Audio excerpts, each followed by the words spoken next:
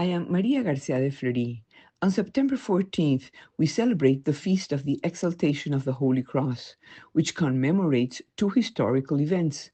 The first is the discovery in 320 of the true cross, the Calvary, and the tomb of Christ, thanks to the research of Saint Helen, mother of the Emperor Constantine. The second event is the dedication of a church on that same site in 335, which today is called the Basilica of the Holy Sepulchre and houses Calvary, the tomb of Jesus, and the cistern in which Saint Helen found the instruments of Jesus' passion, including the cross. On this day, we do not exalt the cruelty of the cross, but the love that God showed to men by agreeing to die on the cross. Though he was God, just Christ humbled himself and became a servant. This is the glory of the cross of Jesus. The exaltation of the cross is not the exaltation of pain, but the exaltation of total self giving for others. It is not about focusing on the suffering of Jesus, but on the total self giving of Jesus as an act of love for us that knows no bounds.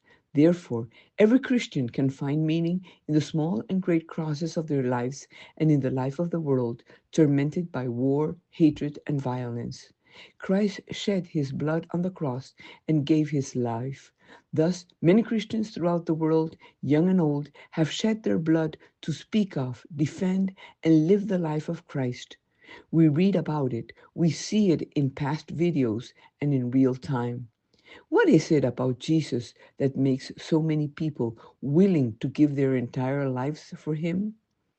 Matthew, in his Gospel on chapter 16, verses 25 to 26, says that Jesus said to them, "For whoever wants to save his life will lose it, but whoever loses it for me will find it." For Jesus was talking about an exchange. He was talking about losing something to gain something. What he says is, for you to win, you have to lose your life. If you cling to the things that are precious to you and reject the things that are precious to God, it will cost you your eternal soul. That is the exchange. St. John Paul II in 1987, in the famous address to the youth at the National Stadium in Chile, said about the triumph of the cross. Love always conquers. As Christ conquered, love has conquered, even though at times in the face of concrete events and situations, it may seem incapable. Christ seemed powerless on the cross. God is always more powerful.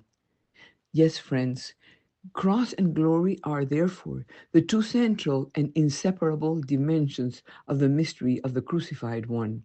The cross is the symbol of Christ's victory and his call to follow the path he taught in our daily lives.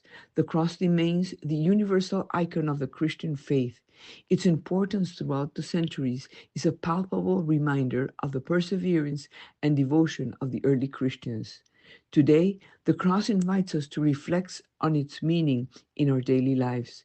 Its simplicity and power continues to be a shining beacon of hope for believers throughout the world in drawing closer to God, for with God we always win.